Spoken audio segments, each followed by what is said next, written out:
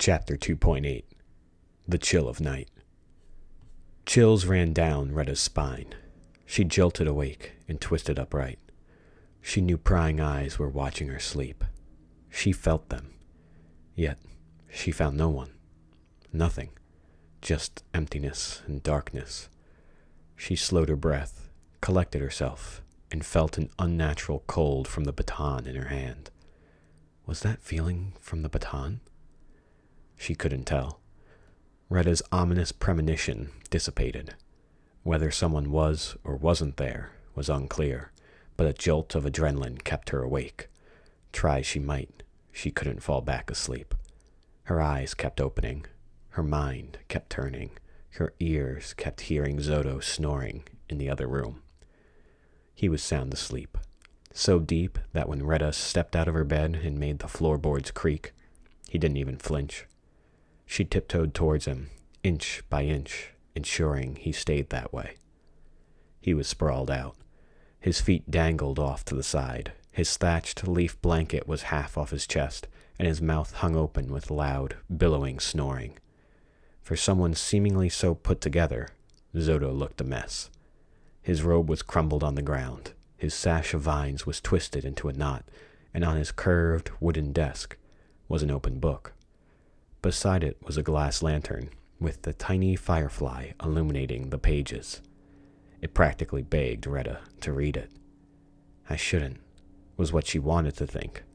But there it was, the fateful but. If he was okay going through my journal, it's only fair that I get to go through his, right?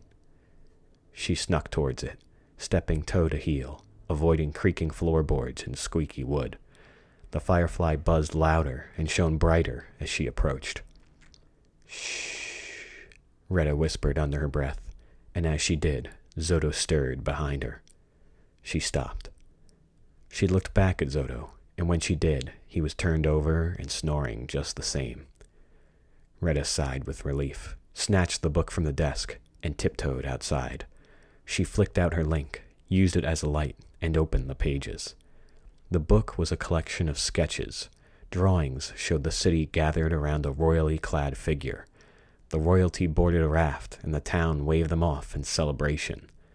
The person went out into the water, and then it looked like fireflies illuminated the surface until a giant whale came up and ate the person whole. That was it. That was it? Really? Retta flipped back to the beginning and then to the end and saw the same result. Except this time, she had noticed a specific detail, the golden eyes of a pale boy. She looked back at Zoto, sleeping peacefully in his bed. The sacrifice in the book was him. Was that the ceremony? The one the sage discussed with him? A chord of fear plucked in her chest, yet Zoto slept soundly. Is he going to be eaten? No. No, she wasn't going to let that happen. Retta left in a hurry, leaving the book on the ground and rushing into town. There was neither moon nor stars to guide her. The darkness was suffocating, so overwhelming Retta could hardly see her own outstretched hand. The firefly lanterns were off, the city was dead asleep, and Retta flicked out her link to use as a dim light. She needed an escape for her and Zoto.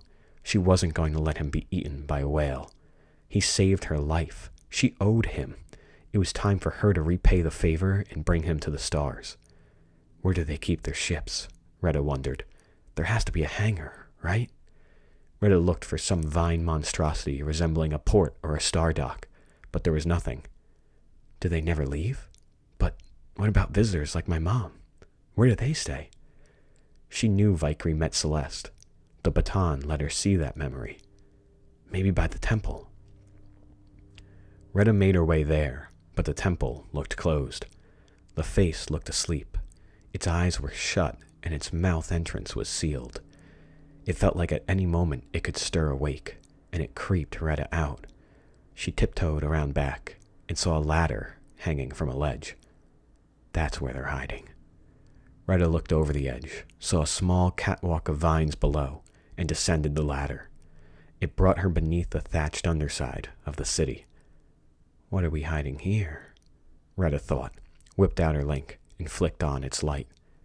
Ensnared, no, rather parked, within the hundreds of interwoven vines of the city, was a skiff.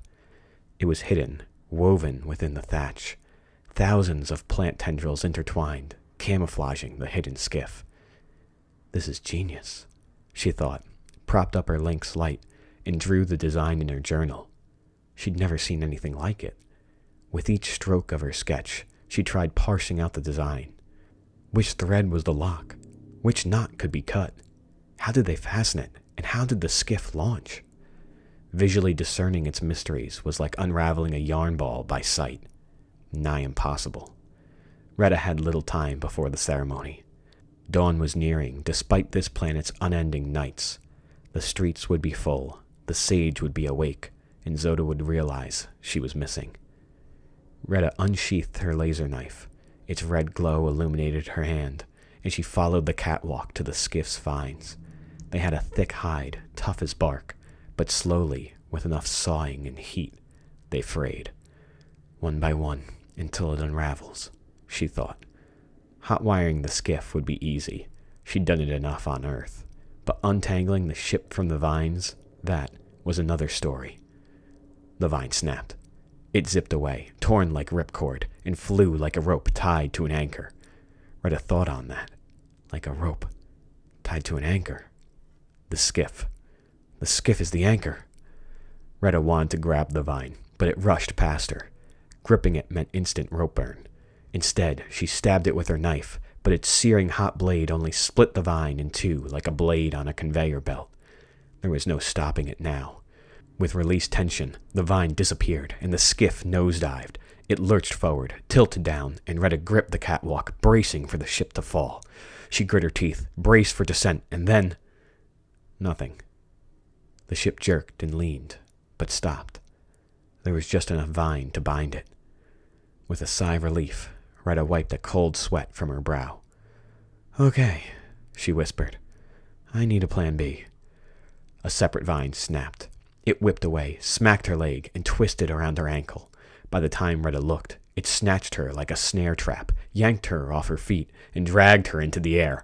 "Oh, shit!" The force suddenly stopped. Retta rebounded, like bouncing on a bungee cord with her heart in her throat, and bounced in the air. She hung, upside down, suspended and rebounding hundreds of feet above water. Oh, my God. For as harrowing and terrifying as it was, she did have a momentary peace as she swung upside down like a pendulum above a deathly dark descent. All right. She calmed herself, swaying with every breath. Just gotta figure out, she traced the vine, where this connects to. She pointed her Lynx light again, with a more prudent eye, and noticed the tiny, unique patterns of this specific vine. She traced it, saw it strung tight, and felt herself wobble. On the other side of the vine, the skiff also wobbled. They were connected by the same vine, on two separate sides of the same pulley. As the ship sloped down, she slid up. Okay, it's moving slowly, Retta said, eyeing the city's thatched underside. If it pulls me up like this, I can grip the city's underside, then cut my line. Another vine snapped, and the ship jerked. Not again! She ascended faster, and then ascended rapidly. A third vine, then a fourth, fifth, sixth, and seventh snapped in succession. She sped upwards with concussive force, and Retta covered her face to brace for impact. The ship's final vine snapped, disconnecting the skiff from Retta. Suddenly, Retta was no longer ascending, but rather descending. Her counterweight was gone. Her line flung loose. It zipped between the thatch, and Retta saw the loose end dangle in the air as she fell, backwards into freefall. Why'd I do this? Retta jerked backwards, saw the catwalk, and reached desperately. She snatched the vine rail, impaled the walkway with her knife, and saw the vine tied to her ankle fall behind her. It jerked her back, but Retta held tight, dangling off the catwalk's edge. The torn vine dangled from her feet as she clawed her way back to the catwalk and rolled up and over to safety. She heaved with near-death energy, collecting herself, and then glanced over the catwalk's edge. The skiff was in free fall, falling further and further, the dark masking how insanely high they really were.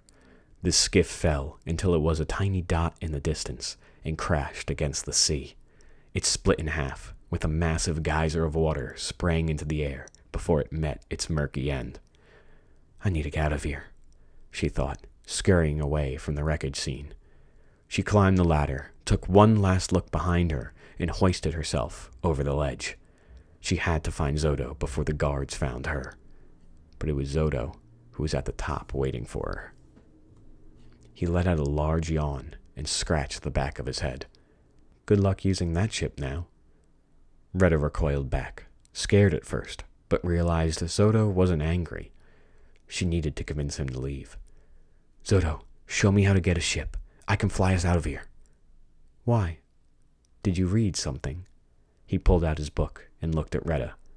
Who taught you to steal someone's stuff? I get it. Look, I'm sorry, but if you want to see the stars, we can see the stars together. She felt rushed to leave despite his apathy. Let's get a ship. I know someone out in space. His name's Tobias. She paused when she thought of Tobias. I mean, we can get out of here. Together. It is okay. It's not okay. What do you know? That you're going to be eaten. If I were you, I'd run. But you are not me. You do not know what it is like to be me. What more do I need to know? You're going to be eaten by a whale. You do not know anything about our culture. I don't, but feeding you to a whale is barbaric. Zodo took offense, but didn't show it on his face. Barbaric is you stealing from a temple. Retta paused. You judge us, but don't understand us. I thought you wanted to be a storyteller. I do. That's my dream, just like your dream is to see the stars and leave here. I know your dream, Zodo. He crossed his arms. You are twisting my dreams for your goals. You do not understand why I want to see the stars.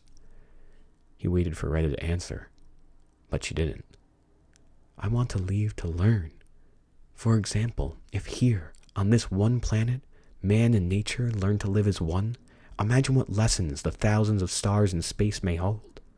Imagine the stories they can tell us. Imagine what lessons we could bring back with us. He wanted Retta to respond. He waited for her to respond, but she did not know how. Do you want to tell stories, or only tell your story, Red? Do you want to learn, or do you want to see and leave?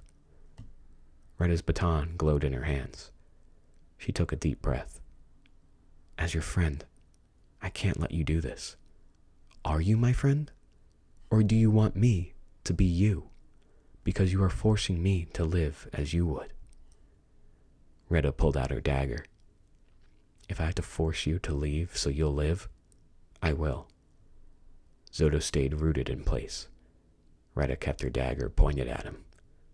I am sorry. So am I. A powerful force gripped Retta's ankles. She looked down and saw the vines of the pavement curling around her ankles like pythons. They slithered along her legs, constricted tight, and rooted her in place. Stay here, he said.